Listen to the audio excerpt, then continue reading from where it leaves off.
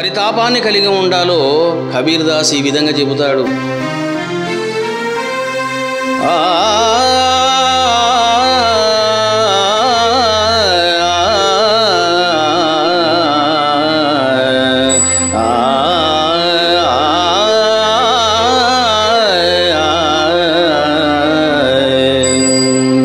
सुमरणों से मनुलाई जैसे पानी बिनु मीनो प्राणों तजे बिनु बीछोड़ो प्राणों तजे बिनु बीछोड़ो संत कबीर कहा देनो सुमरणों से मनुलाई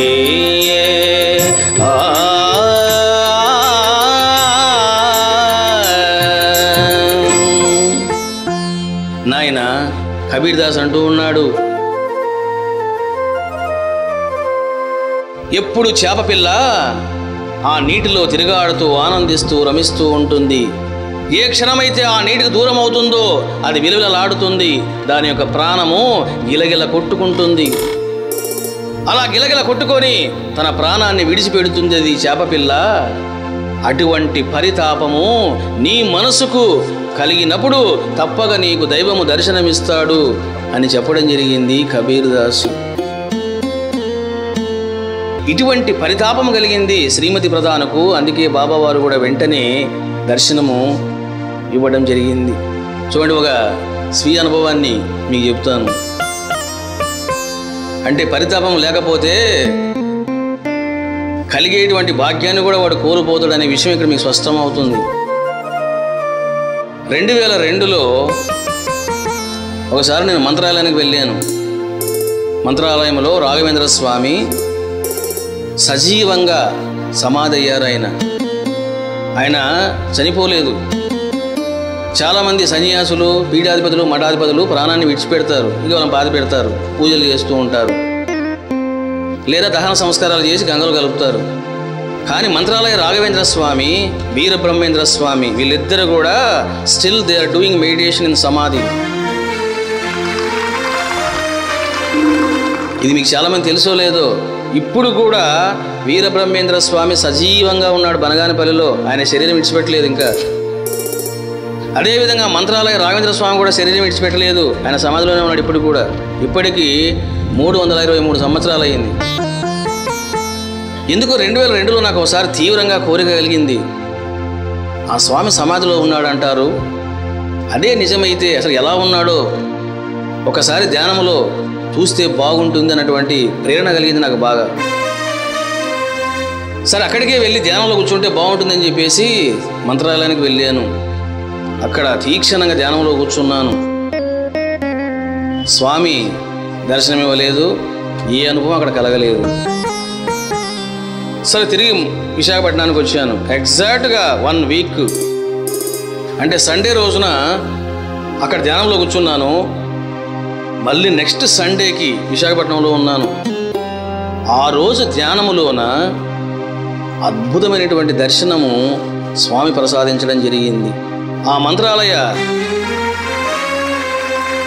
మంత్రాలయం యొక్క సమాధి యాస్టీజ్ కనపడింది. ముందు మంత్రాలయము యాస్టీజ్ లైవ్ అన్నమాట. అది మంత్రాలయము, ఆ మంత్రాలయములోని వారి సమాధి. ఆ సమాధి పక్కనే నేను నిలబడుకొని ఉన్నాను. తీరా చూస్తే ఆ సమాధిలో స్వామి లేడు.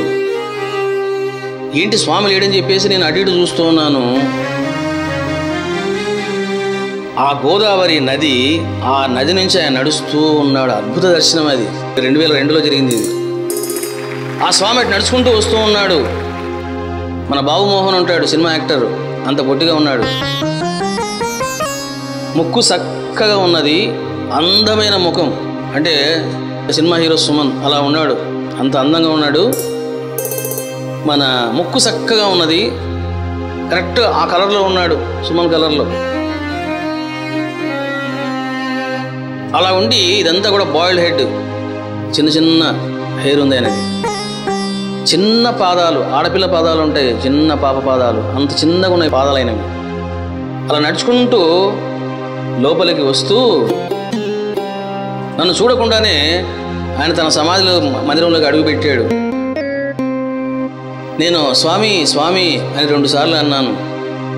ఆయన ఒక్కసారిగా తిరిగి అలా నా వైపు చూశాడు. ఏం కావాలి నాయనా నీకు అన్నాడు. నాకు మీ అనుగ్రహం కావాలి స్వామి అన్నానంతే. తప్పక నీకు కలుగుతుంది, నీవు నా దర్శనం కోసమే అడిగావు కాబట్టి ప్రతి వారానికి ఒక్కరోజు నీకు దర్శనం ఇస్తాను అని ఆయన అనడము, లోపలికి వెళ్ళిపోవడము. ఇక దాంతో నాకు అదంతా కూడా ఇంకా చెదిరిపోవడం జరిగింది. సరే, నాకు డౌట్ వచ్చింది, అసలుకి ఇది నిజమా లేకపోతే నా భ్రాంతియా? నాకు దర్శనం కావాలి అనుకోవడం వల్ల నా మనసు ఏమైనా ఇట్లా కల్పించిందా ఈ స్వామిని, ఆ సమాధిని అనే డౌట్ కూడా నాకు వచ్చింది.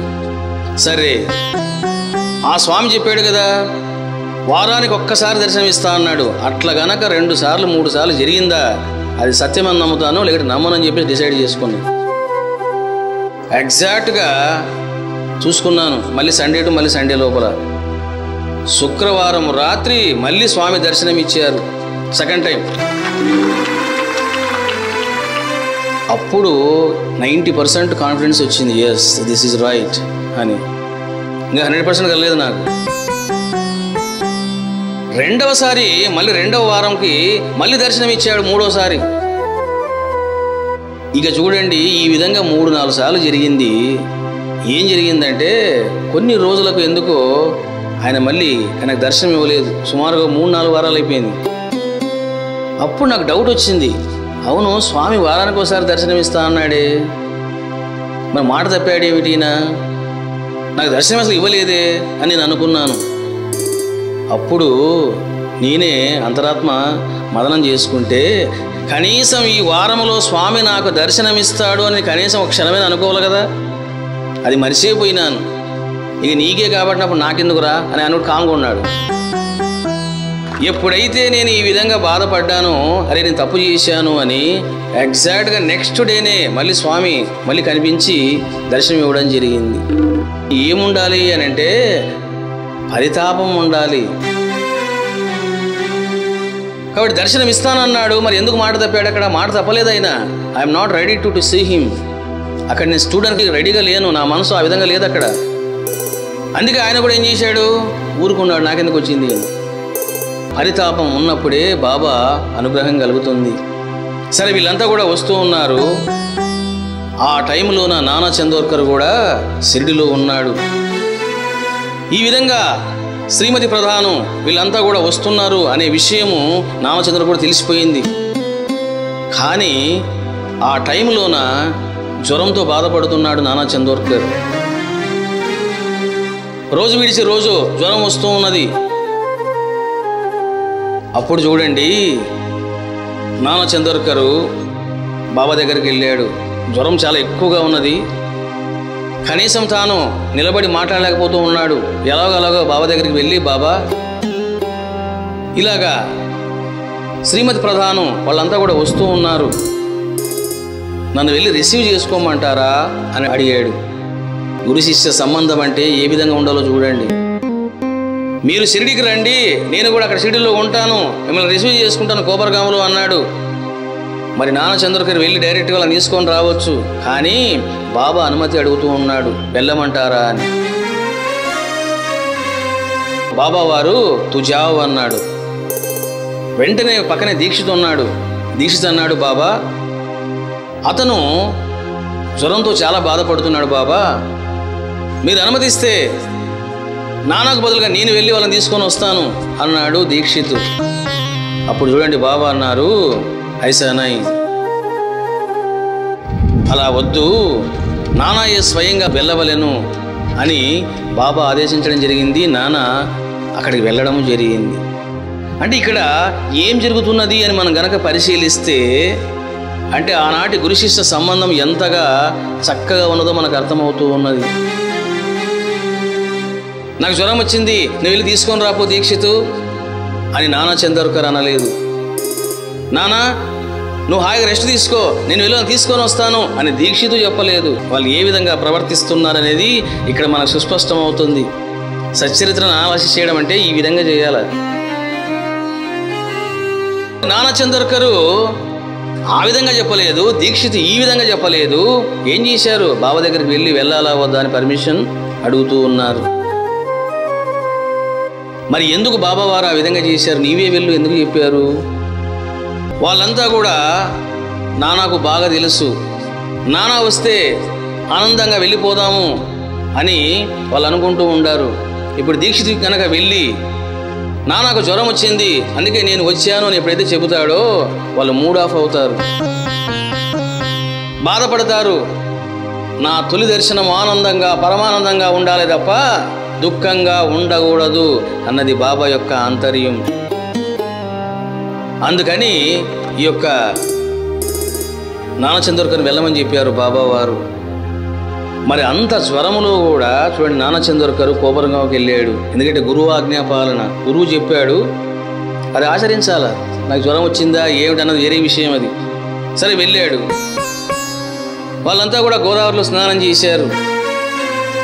వాళ్ళు అన్నారు, నీవు కూడా మునిగితే బాగుంటుంది కదా అన్నారు.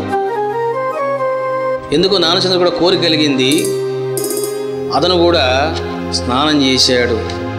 చూడండి, గురువు ఏదైనా చెప్పినప్పుడు దాన్ని ఆచరించినప్పుడే సత్ఫలితం వెంటనే కలుగుతుంది వాడికి. ఎప్పుడైతే నానా చందోర్కరు అలా మునక వేశాడో పైకి లేచాడో రిఫ్రెష్, అతని జ్వరమంతా కూడా అదృశ్యమైపోయిందట. ఒక్కసారిగా నానా చందోర్కరు ఏమిటిది, చాలా ఆశ్చర్యకరంగా ఉన్నది, ఏదో సంథింగ్ నాలోంచి వెళ్ళిపోయింది, చూడు భాయ్ ఇప్పటిదాకా నేను అనీజీగా బాధపడుతూ ఉన్నాను, ఏదో శక్తి నాలోకి వచ్చింది, అసలు నా జ్వరం తగ్గింది చూడు అని ఆ చేయి చూపించాడు. చూశారా బాబా యొక్క లీలలు? నీవే వెళ్ళి వాళ్ళని తీసుకొని రాపో అని బాబా నానా చందోర్కర్ని స్వయంగా పంపడం జరిగింది. సరే, ఈ విధంగా వాళ్ళు స్నానం చేసుకున్నారు. ఇక బాబా దగ్గరకు రావడం జరిగింది.